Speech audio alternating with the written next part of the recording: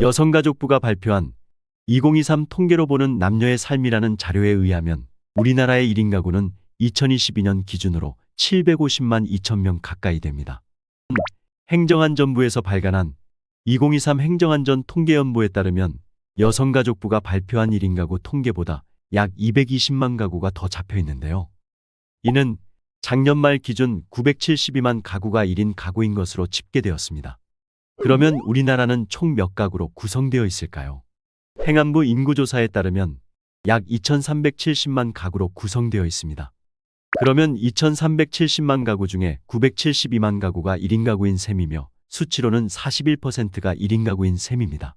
조상원 행안부 지방자치분권실 주민과장은 이 추세대로라면 내년 초에는 1인 가구가 1000만 가구를 넘어설 것이 확실하다고 설명을 덧붙였습니다. 이 말에 따르면 대한민국에서 어림잡아 두 집 중 한 집은 1인 가구라는 셈이 됩니다. 그러면 이 1인 가구 중 어느 연령대가 가장 많을까요? 70대 이상이 가장 많았고 60대가 그 다음 다시 50대 순으로 나타났는데요. 나 혼자 산다와 같은 TV 프로그램에서는 20에서 40대가 혼자 사는 모습을 자주 보여주지만 실제 1인 가구의 절반 이상인 54%가량은 50대 이상이었습니다. 어쨌든 1인 가구가 증가한다는 것은 앞으로도 불보듯 뻔한 일입니다. 젊은 세대들은 결혼을 안 하고 베이비부머 세대들은 본격적인 노후를 맞이하게 되는데 부부라도 인생의 마지막을 함께 할 수 없기에 혼자 남겨질 수밖에 없기 때문입니다. 지금까지는 계속 청년층의 1인 가구가 증가했습니다. 그래서 현재까지도 청년들이 지낼 곳과 주택들을 어떻게 마련할까 하는 것들이 주요 이슈였습니다. 하지만 통계에서 보여드렸듯이 앞으로는 인구 구조상 완전히 역전이 됩니다. 30대 이하의 청년 가구 수는 줄어들고 60대 이상 가구 수가 엄청난 숫자로 증가하게 됩니다. 1인 가구가 청년 중심에서 고령자 중심으로 완전히 바뀌어 가게 됩니다. 그래서 고령자 중심으로 1인 가구가 바뀌게 되면 여성 노인 1인 가구가 상당한 숫자로 증가할 것이라고 하는데요. 그 이유는 다음과 같습니다. 남자가 사망하고 나서 최소 10년 이상은 여성이 혼자 사는 기간이라고 합니다. 그러면 결국 고령 사회가 도래하여 고령자 1인 단독 가구가 많아진다는 것은 노인 여성 1인 가구가 증가한다는 것과 같은데요. 이웃나라인 일본도 이미 그런 현상을 겪었습니다. 우리나라는 10에서 15년의 시간을 두고 일본 사회 구조를 비슷하게 쫓아가는데요. 현재 우리나라는 남성의 1인 가구는 30대가 가장 많고 여성의 1인 가구는 60대가 가장 많습니다. 일본 또한 젊은 남성과 고령 여성이 1인 가구의 주요 연령층이 되었습니다. 참고로 이런 노령화와 1인 가구화의 시기를 일본이 먼저 겪었기 때문에 전반적인 시스템이 우리보다 훨씬 낫고 그 시스템의 좋은 점을 배워 적용할 필요가 있겠습니다. 요즘엔 100세 시대라고들 하는데 사실 100세 시대는 여성이 준비해야 되는 시대라고 말해도 될 정도입니다. 일본 국민의 경우 90세 이상의 87%가 여성이고 100세 이상으로 넘어가게 되면 89%가 여성이라고 합니다. 우리나라도 일본과 같이 남성 수명이 여성에 비해 길지 않기 때문에 100세 시대는 어떻게 보면 여성이 준비해야 되는 시대라고 볼 수 있습니다. 남성분들도 나는 100세를 어떻게 준비해야 할까 고민하실 수 있겠지만 안타깝게도 초고령 사회의 주역은 아직까지는 여성이고 여성분들이 준비를 많이 하셔야 한다는 게 전문가들의 의견이기도 합니다. 그러면 수명이 길어지면 어떤 일이 일어날까를 고민해 보셔야 합니다. 수명이 길어지면 기본적으로 질병이 많이 생깁니다. 그 질병 중에서도 수명이 길어지면서 생기는 질병은 어떤 것이 있을까요? 85세 이후를 예로 들자면 웬만한 성인병인 당뇨병, 뇌졸중, 뇌경색 이런 것들은 그 전에 다 나타납니다. 그런데 나이가 드는 걸로 인해 나타나는 제일 대표적인 질병이 치매입니다. 따라서 치매에 대한 대비가 제일 중요하게 떠오르게 되고 그 외에도 위에 말씀드린 중대 질병들이 튀어나오게 됩니다. 정신이 온전하면 몸이 아프더라도 본인 의사결정에 의해 삶이 어느 정도 통제가 됩니다. 가족들과 소통도 되니까 간병을 해도 그나마 덜 지치게 됩니다. 하지만 치매는 답이 없습니다. 오죽하면 암 같은 중대질병은 내가 걱정할 일이고 치매는 가족이 걱정할 일이라고 합니다. 중대질병은 내가 고통을 느끼니 힘든데 치매는 내가 아픈 줄도 잘 모르고 가족이 더 고통받기 때문입니다. 건강 관리를 잘해 치매의 위험에서 어느 정도 벗어났다면 중대 질병에 대비를 해놓으면 좋은데요. 예를 들어 60세 남성이 75세까지 15년의 기간 동안 10명 중에 2명이 사망을 합니다. 생각보다 많은 사망인데요. 그 다음에 92세까지 사는 사람들도 10명 중에 2명입니다. 아이러니한 것은 인생의 후반전은 전혀 평등하지가 않다는 겁니다. 내가 남자일 경우 60세가 되면 내 주위 10명 중에 2명은 15년 이내 사망을 하고 10명 중에 2명은 32년 이상까지 사는 아주 불평등한 세상이라는 것입니다. 일반적으로 남성의 사망률은 고령 초기에 높은 편이고 여성들은 남성에 비해 후반부로 그 시기가 밀리게 됩니다.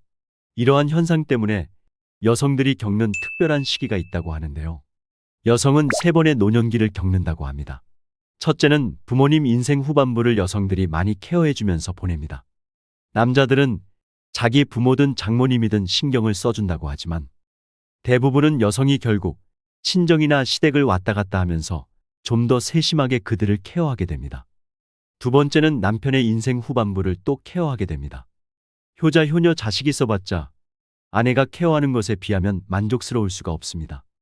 거동이 불편한 아버지를 아들이 똥오줌을 받을 수 있을까요? 착한 딸이 와서 아버지의 똥오줌을 갈아줄 때 정신이 없던 아버지도 그때만큼은 긴장하면서 움찔움찔 한다고 합니다. 세 번째는 이제 본인의 노년기를 스스로 케어해야 하는데요. 이렇게 여성은 노년기 3번을 겪는다고 합니다. 마지막인 본인의 노년기는 주로 혼자기 때문에 혼자 있는 시간을 많이 보내게 되고 건강관리가 잘 되어 있다면 집안의 가장 큰 어른의 역할도 하게 됩니다. 어렸을 때도 보면 할아버지, 외할아버지들은 다 일찍 돌아가시고 할머니나 외할머니들이 다 남아 계시지 않던가요?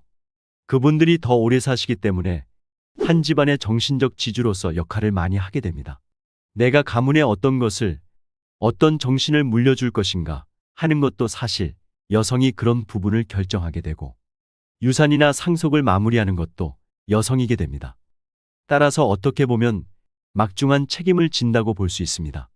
인생 후반부를 잘 준비해서 집안이 깔끔하게 내 모든 것을 다음 세대로 넘겨주고 조용하게 마무리하는 것도 여성입니다.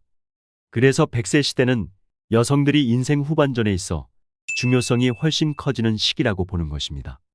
그렇기 때문에 여성들의 노후 준비가 더 필요하게 됩니다. 노후 준비라는 단어를 생각하면 건강과 함께 돈이 제일 먼저 떠오르고 이어서 연금이 떠오르게 됩니다. 먼저 국민연금에 대해 알아보면 국민연금 남성 가입자는 1223만 명이고 여성 가입자는 1026만 명입니다. 그리고 연금을 타고 있는 수급자의 수는 남성이 345만 명, 여성이 286만 명인데요. 가입자와 수급자 수는 남성에 비해 여성이 크게 뒤처지지 않습니다. 남녀 간 격차 또한 점차 줄어드는 추세라고 합니다. 하지만 얼마를 받느냐가 가장 중요하겠죠. 남성이 받는 연금 액수에 비해 여성들이 받는 연금 액수는 상당히 적다는 통계가 나왔습니다. 남녀 금액별 연금 수령액을 비교한 결과 여성들은 40만 원 미만을 받는 구간의 77%가 집중되어 있습니다. 연금을 타고 있는 여성분들 10명 중 7, 8명은 40만 원 밑으로 받고 있다는 뜻입니다. 반면 연금액 월 100만 원을 넘게 받고 있는 경우를 보면 남성은 54만 8,767명, 여성은 고작 2만 1,339명으로 100만 원 넘게 받고 있는 남성이 여성보다 26배나 많았습니다. 왜 이렇게 된 걸까요? 여성 연금이 이렇게 적은 이유는 노동시장에 머무는 기간이 짧기 때문입니다. 국민연금 수급자 중 가입 기간이 20년 넘은 남성은 81만 명 정도인데 반해 여성은 14만 명 정도에 불과합니다. 여성들은 출산, 육아, 가사 등으로 경력 단절이 되다 보니 남성들에 비해 경제 활동을 하는 기간이 짧고 그러다 보니 국민연금 가입 기간도 짧습니다. 연금액을 올리는데 가장 중요한 요소가 가입 기간인데 여기서 근본적인 한계를 안고 있습니다. 게다가 일을 한다 하더라도 남성들보다 대체적으로 급여소득도 낮기 때문에 국민연금 납부액도 적어지게 됩니다. 많이 넣어야 많이 타먹는데 가입기간도 짧은 데다가 불입 액수마저 적으니 여성연금 수령액이 작아지게 되는 결과를 초래하게 된 것입니다. 남녀 평균 연금 액수의 격차도 시간이 흐르면서 계속 벌어지고 있습니다. 남성 평균 수령액은 2021년 기준으로 50만 1,000원인데 반해 여자의 수령액은 남성의 50% 수준인 26만 9천 원밖에 되지 않습니다. 앞으로도 당분간은 여성보다 남성들의 연금 수령액이 더 늘어날 것으로 보입니다. 여성 연금 액수가 이렇게 낮으면 노후 빈곤으로 이어질 수밖에 없고 결국 기초생활보장 같은 공공부조 예산을 투입할 수밖에 없습니다.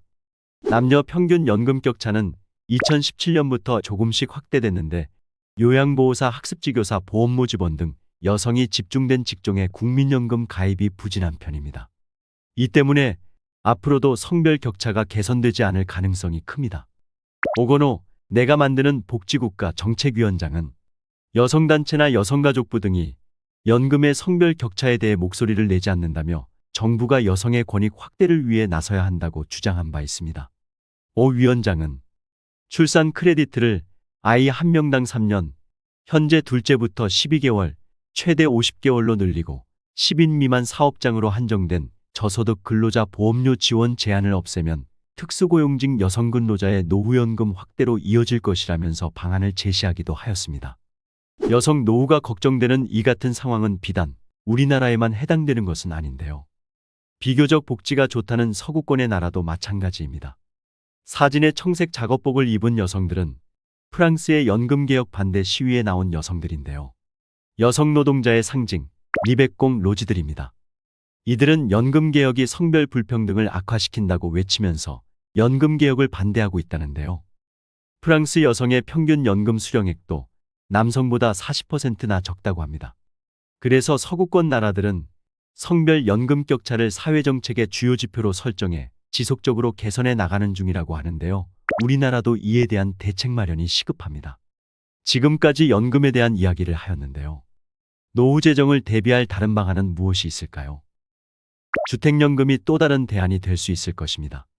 노후에 남편이 세상을 떠나고 나 혼자가 되니까 방 3, 4개의 넓은 집은 필요 없을 것 같고 자식에게 집 한 채 물려주고 내 노후는 자식에게 좀 맡겨야겠다고 생각하시는 분들도 있으실 텐데요. 그러면 큰일 납니다. 현재 살고 있는 집을 주택연금으로 전환하여 연금을 타시던지 집이 좀 크다 싶으면 작은 집으로 옮겨서 남는 돈은 병원비 등 목돈이 크게 들어갈 것을 대비해 저축을 하던지 아니면 적당히 활용하시고 새로 이사온 작은 집에 살면서 주택연금을 가입하여 연금을 타는 것을 추천드립니다. 주택연금은 물가 상승률에 비례하여 매년 연금 수령액이 오르지 않는 단점이 있습니다만 내가 죽으면 내 주택을 처분하여 총 수령한 연금액보다 주택을 처분한 금액이 많으면 남은 금액을 상속자에게 돌려줍니다. 또한 내가 수령한 연금액이 주택 처분액보다 많다고 하더라도 추가 금액을 따로 청구하지 않습니다. 주택 가격에 따른 월 연금 수령액은 대략 표와 같은데요. 내 주택의 시세가 4억 원일 경우에는 월 131만 1천원을 받게 되고 시세가 9억 원일 경우에는 월 294만 9천 원을 받게 됩니다. 주택연금에 대해서는 추후 좀 더 자세하게 설명드리는 시간을 갖도록 하겠습니다. 본인의 노후 준비가 충분하지 않음에도 이렇게 연금으로 활용할 수 있는 주택을 자식에게 물려주면 안 됩니다. 집을 물려주는 시점부터 갑을관계가 바뀌고 자식들의 태도가 바뀌는 것을 종종 볼 수 있습니다. 자녀가 부모의 집을 팔고 그 돈 일부를 다른 곳에 활용하자는 좋은 아이디어를 낸다 하더라도 절대 넘어가시면 안 됩니다. 정말 그 방법이 진실되고 통한다 하더라도 잘 되면 다행이지만 낮은 확률이라도 잘 되지 않으면 내 하나뿐인 재산을 잃게 되는 것이기 때문에 정말 조심하셔야 합니다. 노후에는 욕심을 좀 내려놓는 것이 좋습니다. 요즘 세상이 무서워서 그런 작은 욕심마저 이용하려는 사람들도 많습니다. 욕심내다가 본전도 못 건지는 경우가 허다하니 반드시 명심하시기 바랍니다. 이제 혼자 남은 여성 노인들이 건강도 적당히 관리되고 풍족하진 않지만 노후 재정이 연금 등으로 먹고 살 만큼 돌아간다면 남은 과제는 뭐가 있을까요? 바로 외로움입니다. 외로움은 고독사로 이어질 만큼 노후에 있어서 가장 큰 적인데요. 자식들에게 재산을 물려주지 말라는 말도 내가 부모로서 자식이나 손주들에게 용돈이라도 조금 쥐어주어야 나를 찾아오고 챙길 때 챙겨주기 때문입니다. 사람은 기본적으로 외로움을 느끼는 동물입니다. 따라서 인류학자들이 인간의 행복에 있어 가장 중요한 것은 사람 사이의 관계라고 말하는 것이며 그 관계에서 중심은 화목한 가족의 관계이고 그 다음이 친구와의 관계일 것입니다. 그렇기 때문에 여러 사람이 참여하거나 비슷한 사람들끼리 모이는 소그룹 안에서의 활동도 추천을 드리는데요. 그런 분들과 운동이나 취미 생활을 같이 해보는 것도 좋을 것입니다. 나 혼자 산다라는 프로그램에서도 기안84가 달리기를 좋아하는 여러 사람들과 모여 같이 달리기를 하고 보람을 느끼는 장면을 볼 수 있는데요. 같은 취미를 가진 사람들끼리 모이면 재미도 있고 시너지 효과가 나서 잘 지치지도 않는다고 합니다. 자치구의 문화센터나 여성인력개발원과 같은 곳에서 운영하는 각종 강좌를 수강하면서 취미생활도 해보시기 바랍니다. 혼자 있는 시간에도 그렇게 배운 취미를 내 특기로 살려 다시 남들을 가르치거나 전시나 출판을 하는 방향으로 발전시켜 보세요. 노래나 악기, 글쓰기, 뜨개질, 요리, 요가나 필라테스 같은 운동, 명상, 컴퓨터, 유튜브, 블로그, 각종 다이 만들기 등 모든 것이 취미로 시작해서 특기로 발전시킬 수 있는 것들입니다. 오늘 내용을 다시 한번 정리해 드리면 앞으로 100세 시대는 여성들이 인생 후반전에 있어서 훨씬 중요성이 커지는 시대라고 말할 수 있습니다. 또한 남성들보다 평균 10년 이상 오래 살기 때문에 한 집안의 마지막을 책임지는 역할을 한다고도 볼 수 있습니다. 그렇기 때문에 먼저 떠나는 남편이나 본인들 앞가림하기 바쁜 자식들을 너무 믿지 말고 나의 건강은 물론 노후 재정을 잘 준비해야 하고 외로움도 이겨내면서 혼자만의 시간을 잘 활용할 수 있는 준비를 하는 것이 중요하다고 볼 수 있겠습니다. 마지막으로 서울 마포 노인종합복지관에서 몇 년째 진행해오고 있는 한 프로그램을 소개해드리고자 합니다.